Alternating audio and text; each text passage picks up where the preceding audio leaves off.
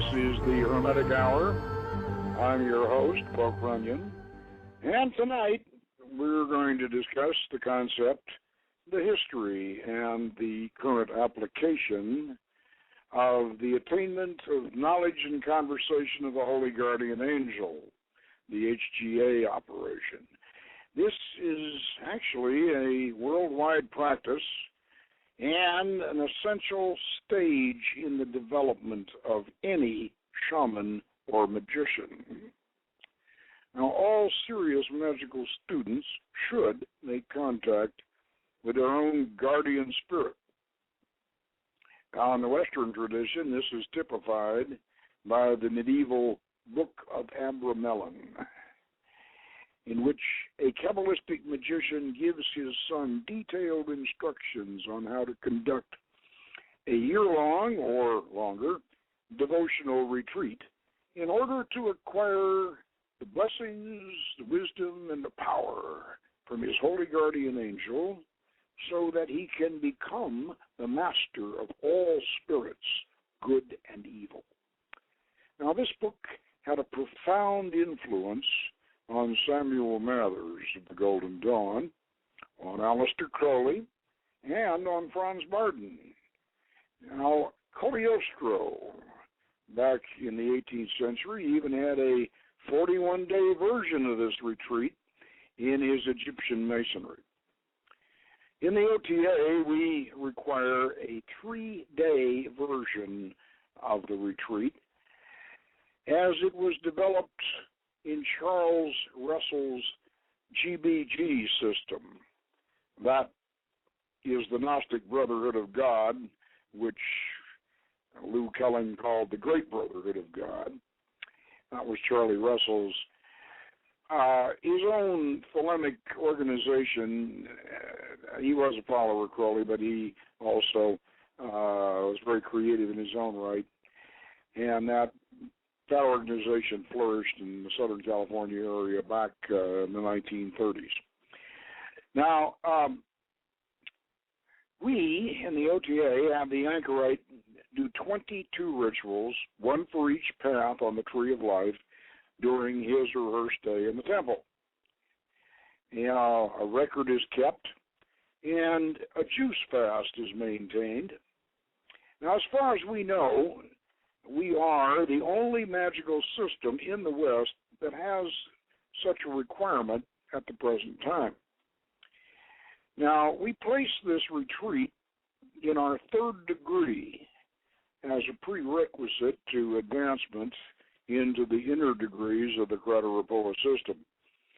If done correctly, this retreat can be one of the most profound spiritual experiences of a lifetime.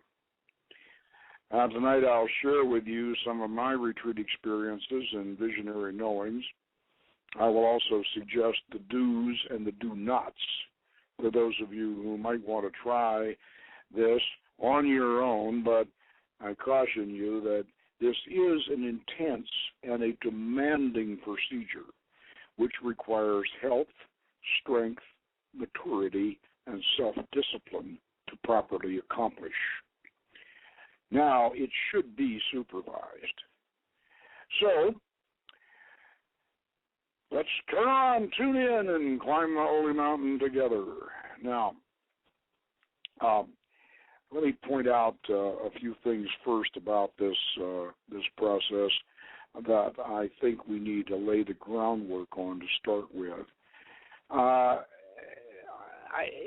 We have lost sight since the rise of the Faustian school in the 1700s and the 1800s.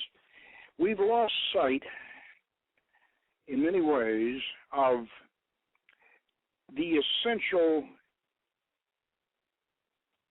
principle of high magic that flowered during the Renaissance period, where these Renaissance magicians, these Hermetic magicians, Ficino, Pico della Mirandola, Campanella, and these magicians, Giordano Bruno, these magicians may actually have been almost pagan in many ways. They were Hermetic, but they weren't anti Jesus. They weren't anti-Jehovah. They considered themselves to be in their own way. Many of them considered themselves to be good Christians. They didn't, but they believed that they were essentially good, and they would invoke and assume the role of a pious, God-fearing individual who would then use the power of God and the blessings of God to control the rebellious fallen angels and the rebellious spirits, what some people would refer to as demons. And they saw nothing whatsoever immoral or evil about this. In the High Renaissance, this was the way it was done. In fact, this was the way it was done in ancient Egypt. And the idea was you got the gods on your side, and then the gods helped you control the spirits of nature and the so-called demons. This was the way magic was done all the way through the Gnostic period, through Alexandria, through the Sabaeans, and all the way through magic, all the way up into the Renaissance. This is the way it was done. There wasn't any selling your soul to the devil or any of this business of wallowing around in evil. That didn't come about until the degeneration of magic during the Faustian period in the 1700s. And the reason I'll explain how that came about. Hermes Trismegistus, who was kind of the grand old godfather of our system, and whoever Hermes Trismegistus was. Now, some people think that he was really originally Incarnaten, and maybe that's true, because certainly there's the Incarnaten Aton sun worship system in ancient Egypt seems to be in a presage of Hermetic philosophy in many ways. So, but Hermes, we really think of him as flourishing in Alexandria around the time of Hypatia, around the time of Christ. This is where Hermetic philosophy really is going. Well, it was actually Hermetic philosophy is devout. I mean, God is worshipped. God is revered. God is a good, positive force, a force of regulatory love. And remember now that Empedocles, and this is going back to our original system, Empedocles was one of the founders, even before Hermes Trismegistus, but of course a little after Incarnaten. But Empedocles, a Sicilian Greek, he said, and we've all extrapolated from him, that everything in the universe is air, earth, fire, water, love, and strife. That's it. That's the whole thing. So you have to, if you want to be prosperous, if you want to have power, if you want to really be a powerful magician, and then you have to use the power of love to control the effect of strife.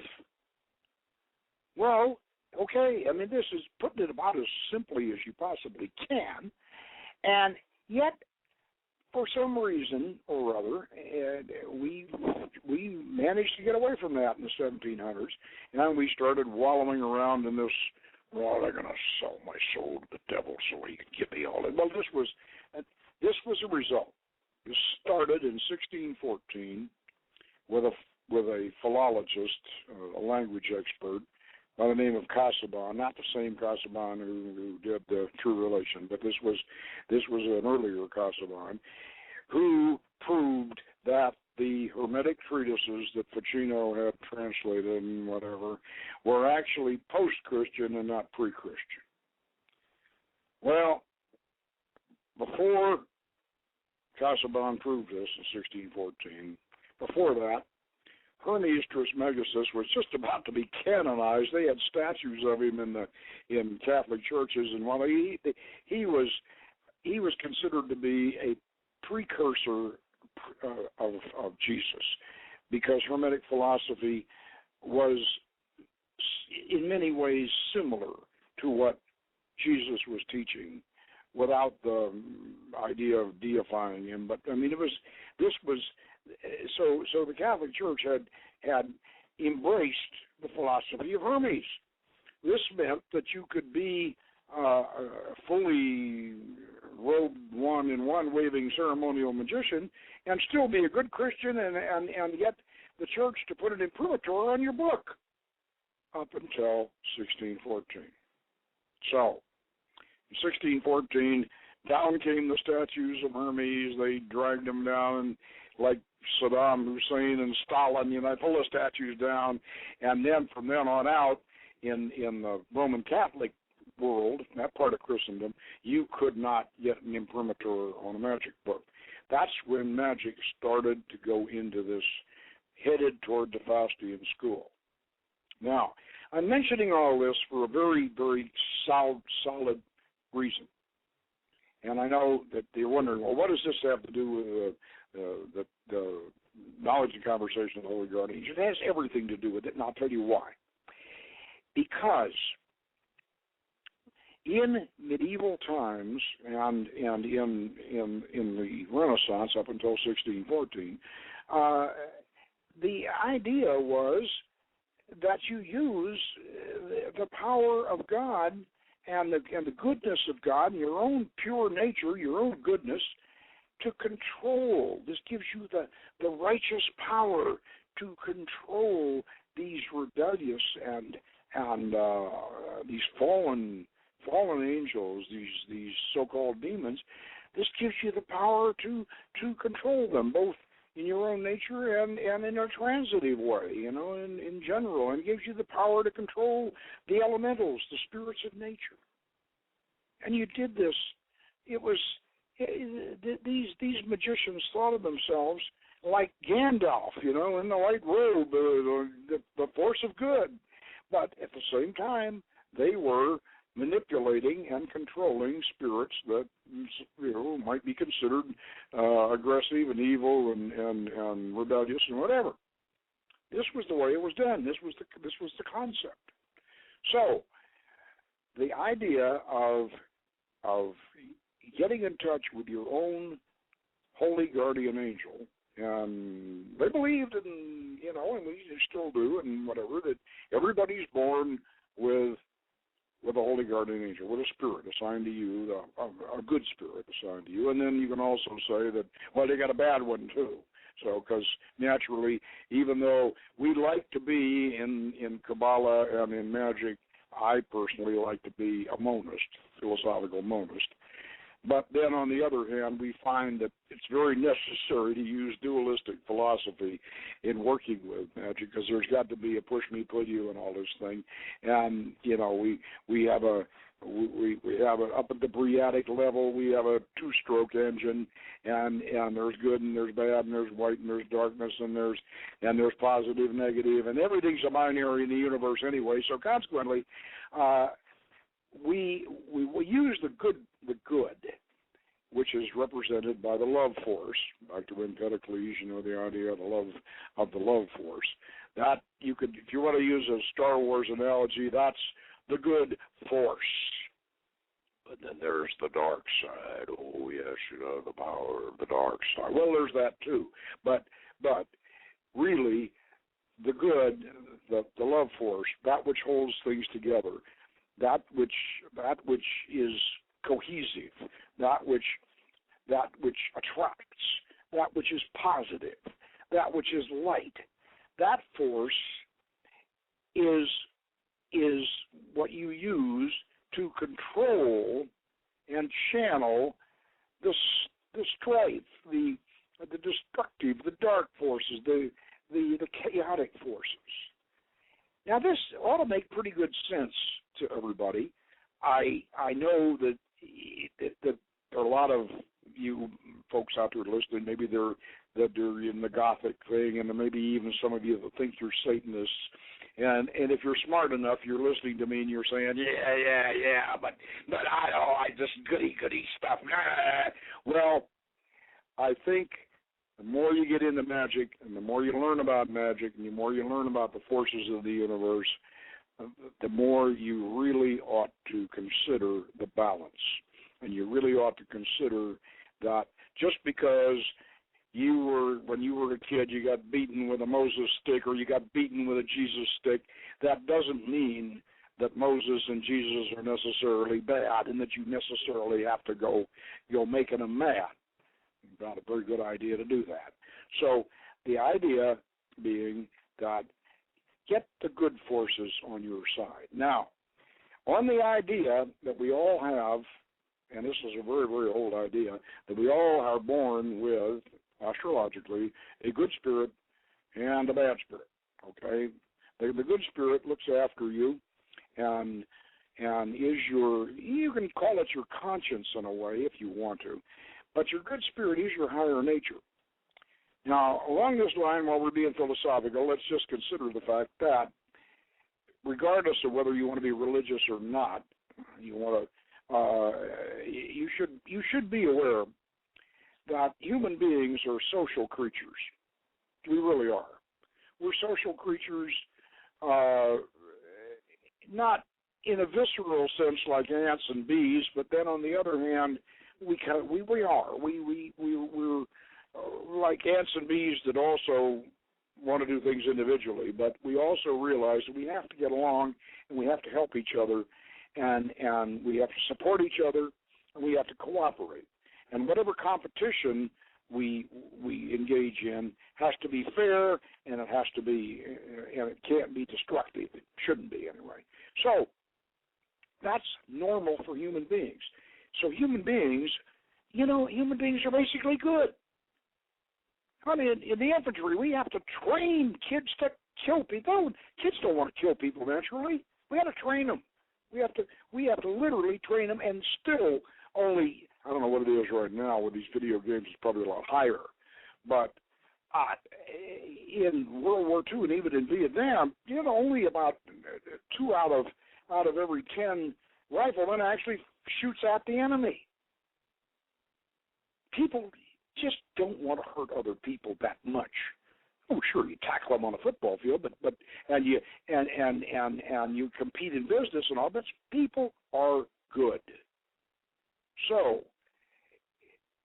you really, really want to get your good spirit on your side, and the reason is that the better you are, the more other people are going to get along with you, and the better you'll do in business, the better you'll do in life, the better you'll do in love, the better you'll do in just about anything if you stay on the good side. Don't let people take advantage of you, but be good.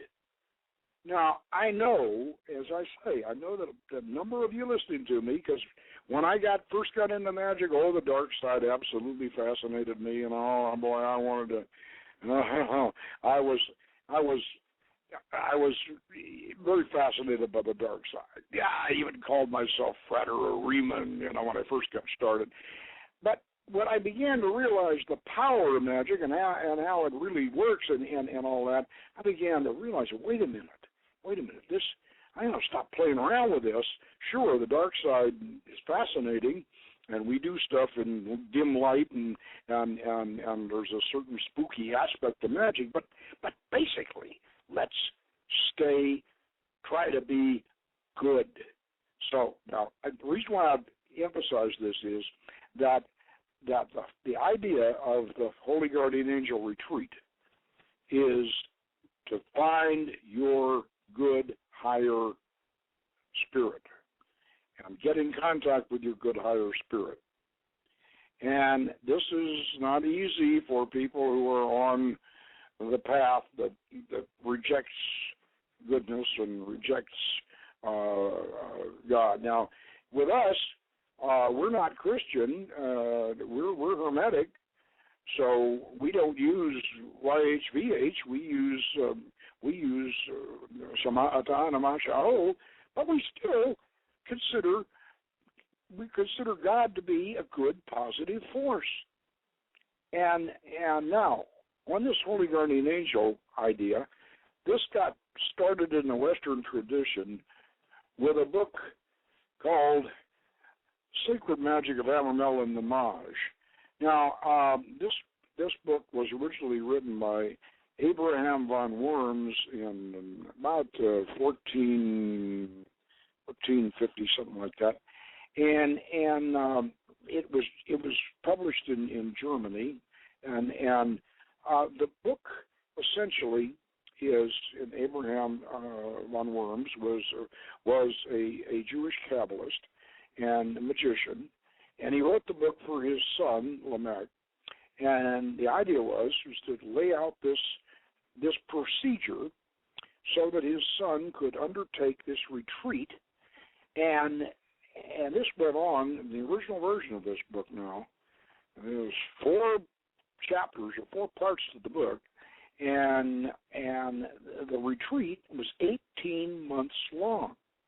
Now, the idea was the first 6 months you prepared, and then you went on into it, but you lived a very chaste life and in seclusion, and you prayed intensely twice a day, and you had an oratory prepared, a little room with an open window out to nature prepared for your horizons, and you did this over and over and over and over and over and over again, praying to get in contact with your holy guardian angel. Finally, when you finally achieved your contact, your vision, then there was a whole system of magic involving magic squares, by the way, very, very ingenious magic squares, acrostics, which are very much like kameas, by the way, and you could control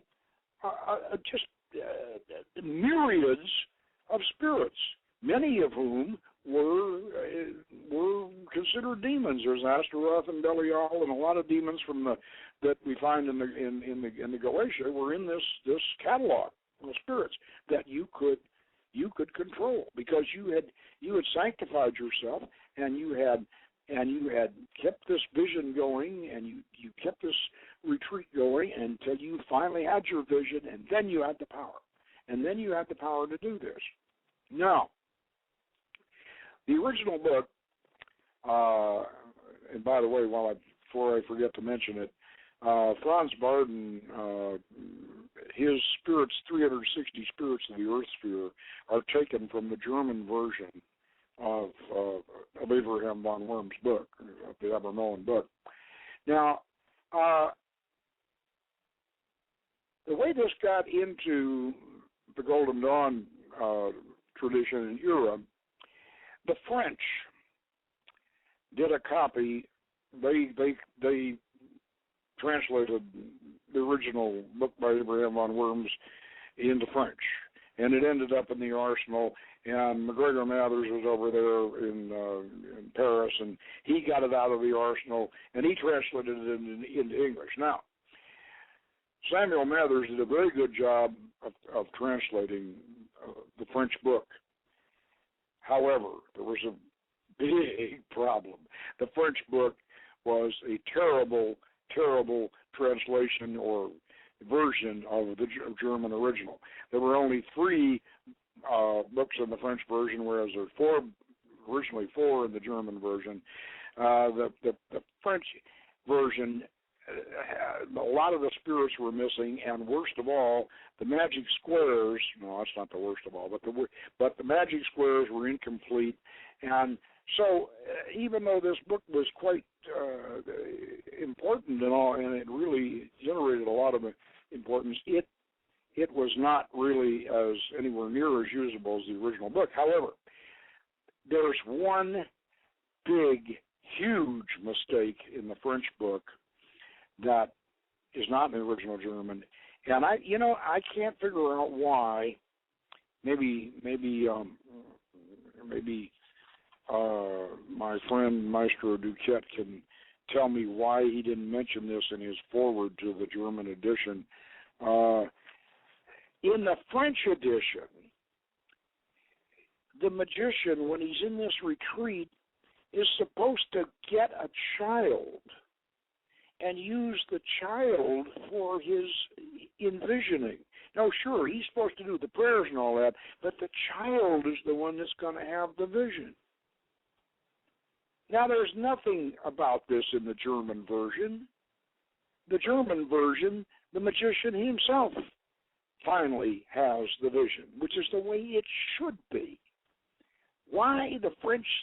Who knows why they did this? I don't know, but this is totally wrong, and you should never, when you're in magical training, don't ever depend upon someone else to have your visions for you. I know a number of people did it. I mean, Cagliostro even did it. I mean, there's a number of old magicians. D, of course, Enochian would probably be somewhat different if D had trained himself rather than depend on Kelly. In magic, you have to develop yourself. So the German version, which is now available on the original book, this is the one that you really ought to use. Now, where did we get ours? Where did we get ours from? Okay. This book's just recently been reissued, so you can get it pretty easily if you want to. It's called The Complete Magic Curriculum of the Secret Order G.B.G. by Louis T. Culling. Now, it was originally published by Llewellyn in 1969, and old Louis Culling was our senior advisor when we got started, when we started the O.T.A. in 1970. Louis Culling was living in a little cottage down in Silver Lake, and he was kind of retired, and he was getting close to 80. And we got a hold of him because I got the complete magical curriculum here, and I'm still looking at the original book. And we got a hold of Louis, and of course Louis knew Rigardi and whatever. So Louis wanted to be our senior advisor. Well, now at that time, I thought I was a Thelemite at that time, and when we got the O.T.A. started, we thought we were Thelemites. Now, actually, we thought we were Thelemites. There was only one chapter, just the first chapter of the Book of the Law is the only one that's in this book, and believe it or not, the Book of the Law was kind of hard to come by in those days, the whole book. So I read the first chapter of the Book of the Law. I thought, that's okay. I don't mind, there's nothing wrong with that. So we thought we were Thelemic, and we got started. And the G.B.G. and Lou had an influence on us. And now, one of the things that Charles Russell, who, by the way, was quite a genius, Charles Russell was a terrific mathematician and a linguist. He finally is retired in his 90s, either his 80s and 90s. He's passed away now, of course. He was translating books into Mandarin Chinese down in an apartment in Santa Monica before he died. But Charles Russell was the master of the magical cube. And if you could ever find it, there was a Charlie Russell website in which he had all these marvelous magical cubes with all sorts of, these like Rubik cubes, except they were all covered with magical symbols, and they were just marvelous. And so Russell was kind of the unknown genius of magic. Now, he started this great Brotherhood of God, or Gnostic Brotherhood of God, either way you want to say it. And this was kind of popular back in Southern California back before World War II. And one of the things that we really picked up from the G.B.G. was their 3-day Holy Guardian Angel retreat. And I'll just read you a little bit here on the instructions. Instructions for the magical retirement. This is from the G.B.G. book. You must first learn this ritual by memory so that you can speak the words and perform the gestures freely without hesitation of memory. The retirement is for 3 days and 3 nights in a location where there are no distractions. You can drink water but eat no food.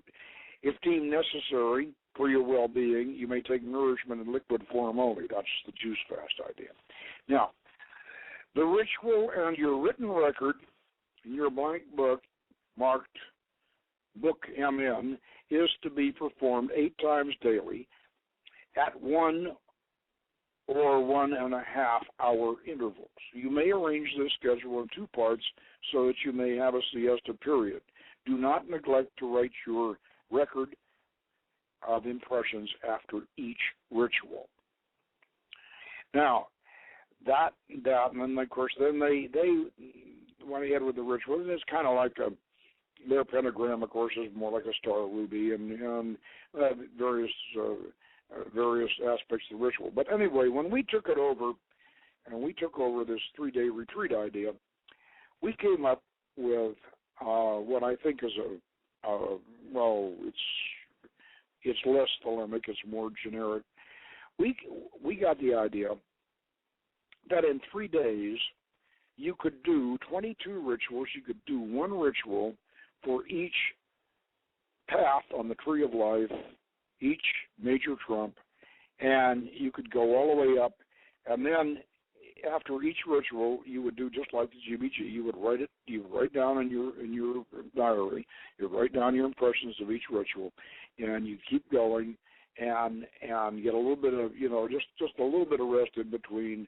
And then you go in Friday evening, and we insisted that you clean yourself out completely. In other words, 2 days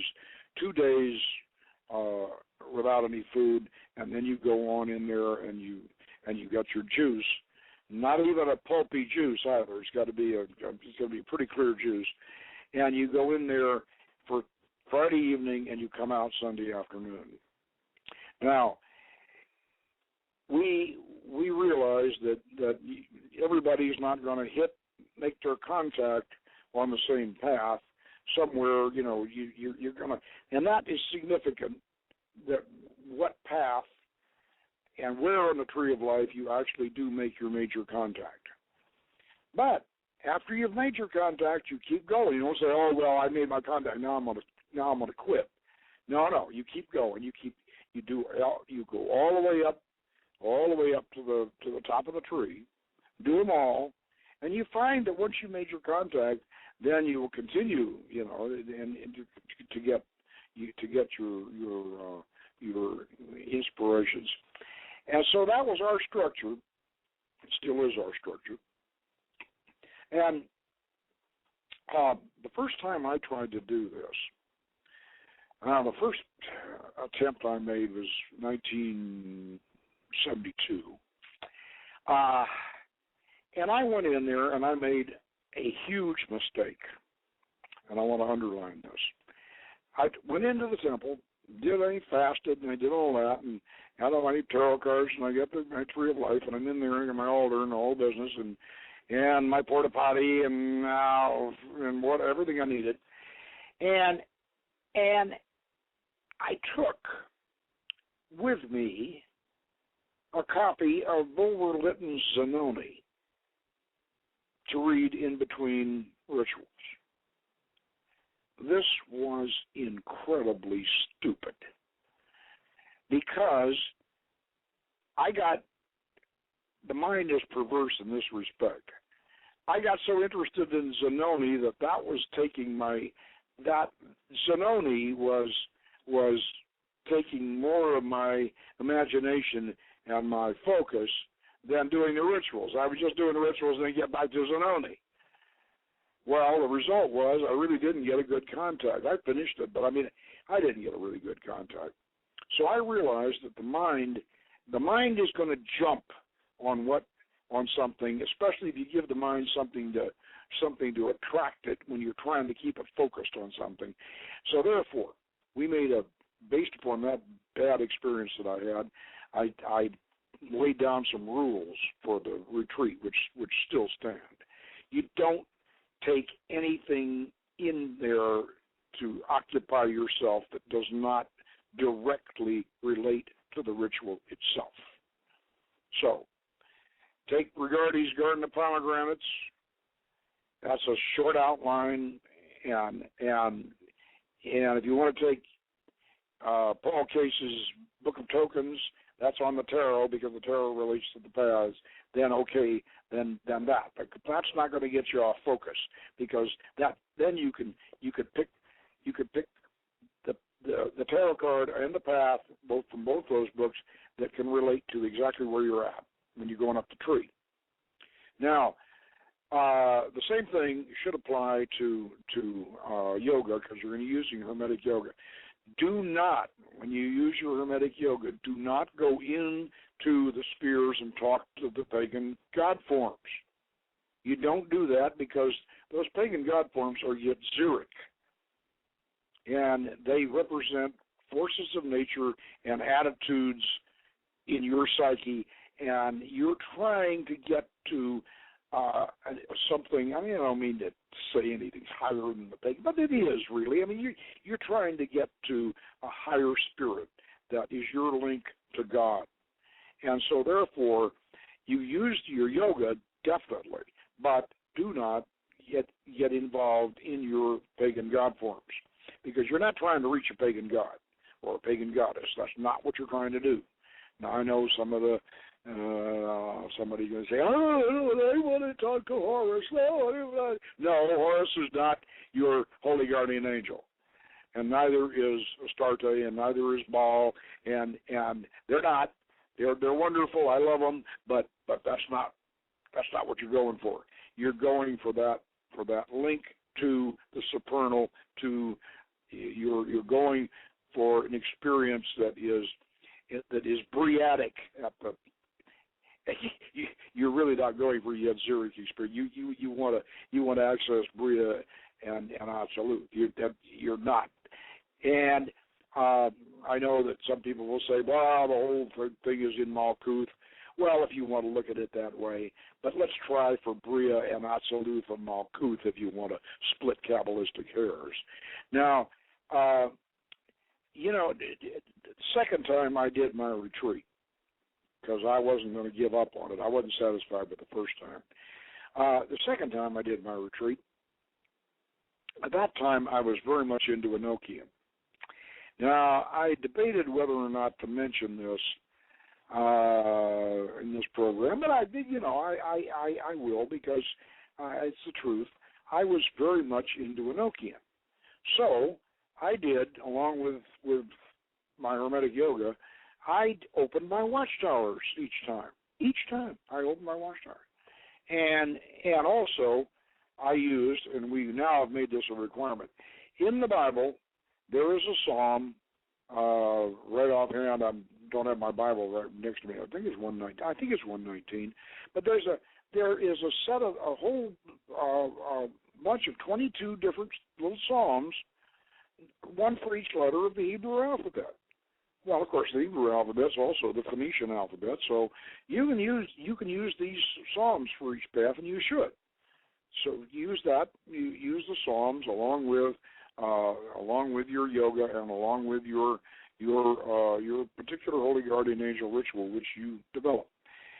And what I did though is I did an opening by watchtowers. So when I finally got in contact with my holy guardian angel, who, by the way, did not have an Enochian name necessarily, and I'll get into that, the way you find out the name of your holy guardian angel, now, you should do this before you go into your retreat. Bardon, in Initiation into Hermetics, tells you to use a Chevreul pendulum and get in contact with your holy guardian angel using a Chevreul pendulum. Well, I don't often disagree with Franz, but I do disagree with him in this respect. Chevreul pendulum is a wonderful tool, and we very much recommend it. You should use it. However, the Chevreul pendulum gets you in direct contact with your subconscious, and your subconscious is not necessarily your higher self. That's not, it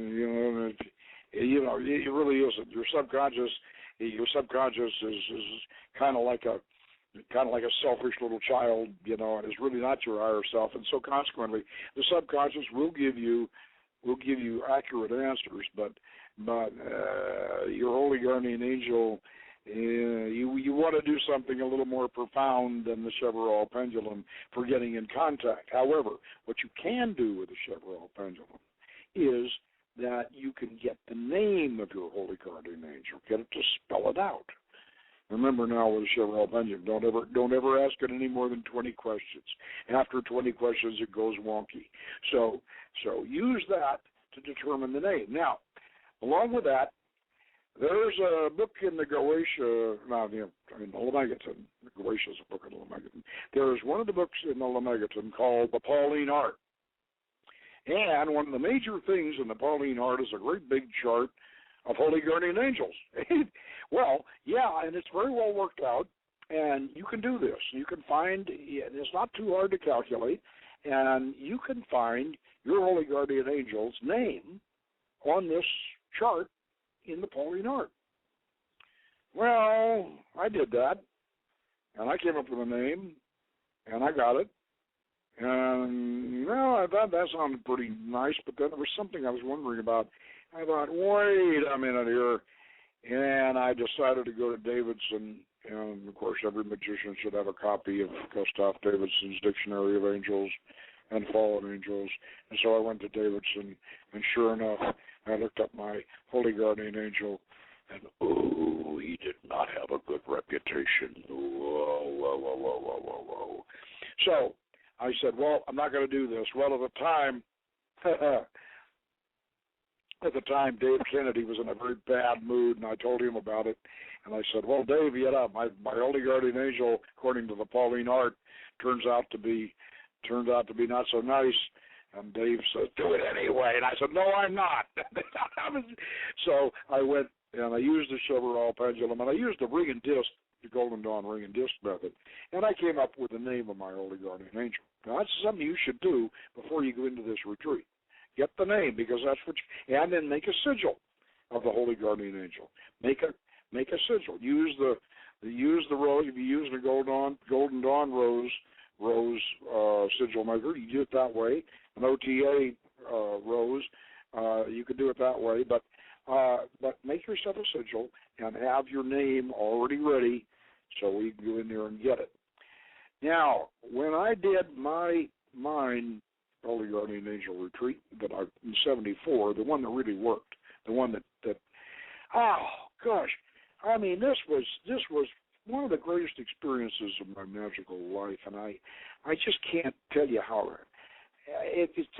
I go over every so often. I read my journal over again. You know, every couple of years I go back and I read it over again, because for one thing, my Holy Guardian Angel predicted exactly what was going to happen in my life. I mean, it was uncanny. And then, because I had done it in Enochian, because I'd opened my watchtowers each time, and I don't recommend you do this unless you're really into Enochian.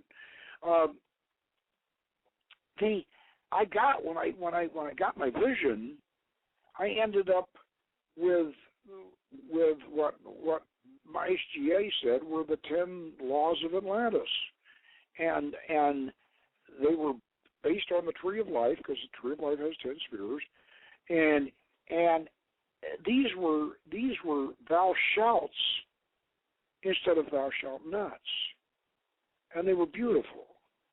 I mean, going down the tree, and they were just all these beautiful qualities that were all positive. Now, if you want to find out what these qualities, rather than what these 10 laws are like, you gotta buy a copy of Beyond Lemuria, and inside the copy we have a booklet, and inside the booklet we have all 10 laws of Atlantis.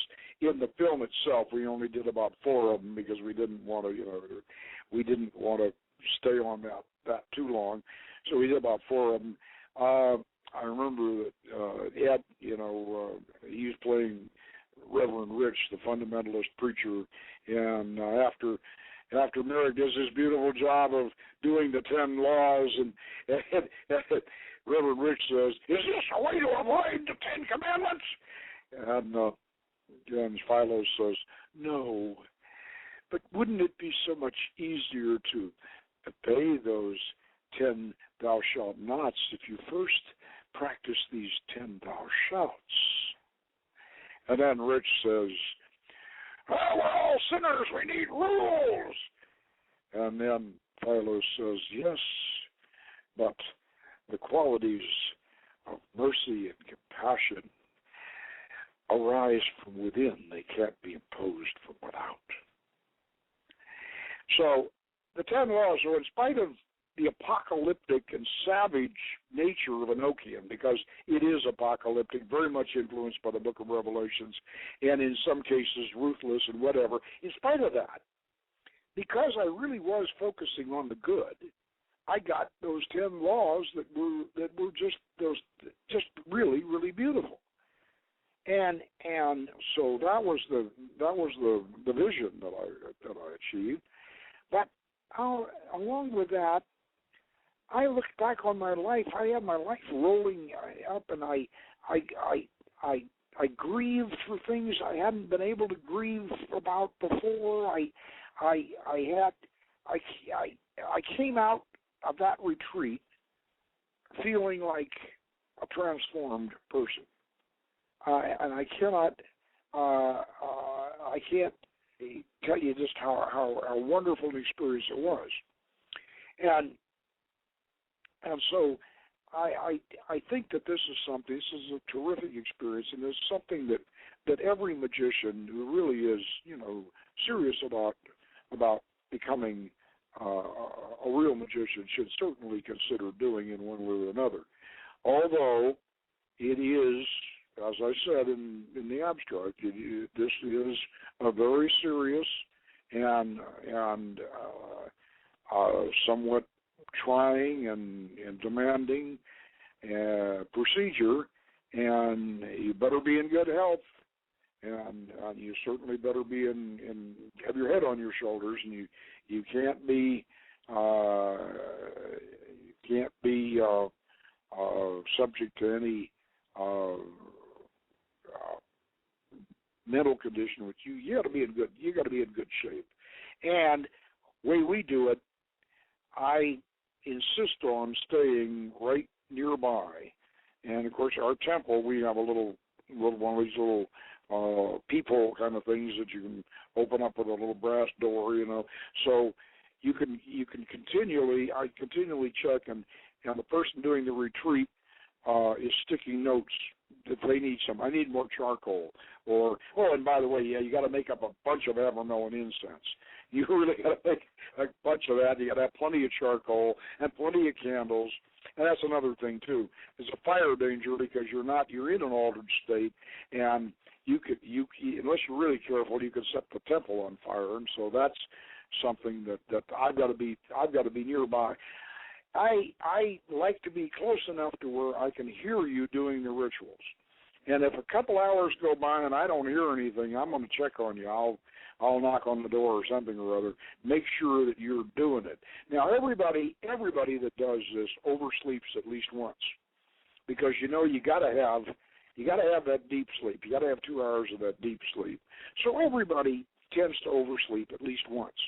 But then you should keep these rituals going.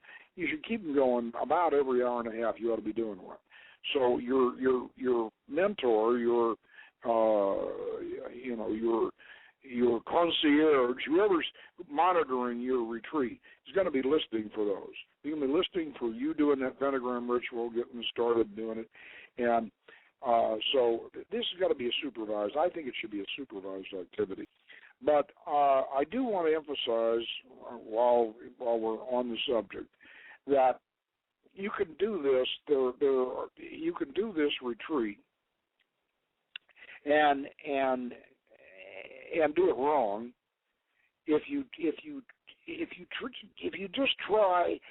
go in there and try to reach some spirit that is not really good or not really a higher spirit. Yeah, you can reach it, because we all, if you want to take this dualistic approach, and I think it's fair in magical psychology, we kind of need the dualistic approach. You've got a dark side and you got a light side, and you don't want to contact that dark side doing this. That's not the object of this. So this is a problem for, I won't mention whatever magical philosophy is just a problem for, but it can be. You really, in order to get the best out of this, in order to make this work for you, you should be trying to get in touch with your higher angel. Now, one of the things that I mentioned up here earlier is that Cagliostro had a 41-day version of this. And he actually suggested in his Egyptian ritual book, he actually suggested that you build a little tower out of wood. And he had a description of it, and that you go in there for 41 days, and that you that'd be terrific, I suppose, for 41 days. But who are you going to get to support you for 41 days? You're going to have to hire some people to come in and bring you juice and take care of you and whatever. So that's a little impractical. But the 3-day retreat is workable for people who have jobs, people who have responsibilities. You can usually figure out how to get free, so you can drive from work and get to the temple at 6 o'clock in the evening, make your preparations, go on in there, and come on out Sunday afternoon, and that you can do. And yet, intense as it is, it's a wonderful experience. I do think that you should be. I think, and most everybody recommends that you be. You do this in your 30s, 40s, and 50s.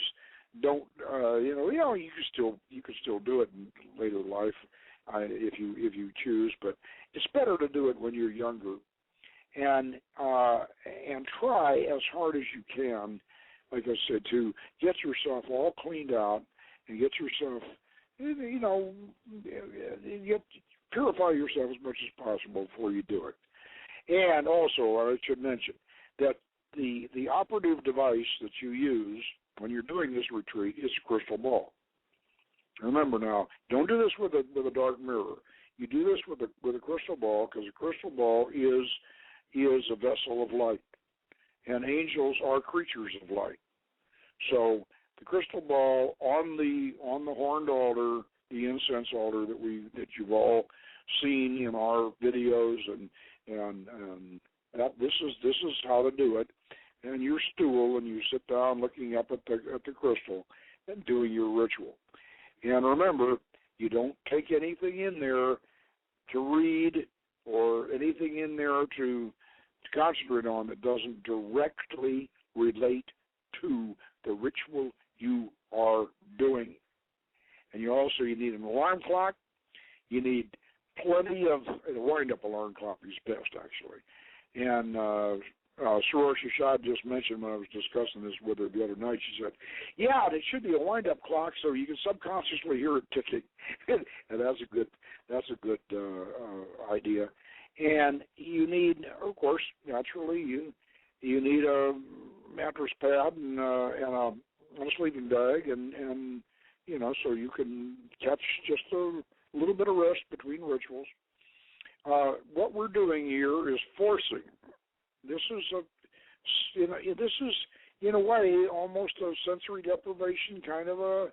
This is kind of your in a sense. I know it's a negative term, but you're kind of brainwashing yourself here. You're doing this, and this is one of the reasons why I say this has got to be straight traditional. We're not trying to impose O.T.A. dogma on you or Canaanite gods on you or anything like that. This is straight traditional. Tree of Life, the regular Hermetic tarot cards, the paths, and that's it. Not even the 11-sphere tree. We don't even do it that way.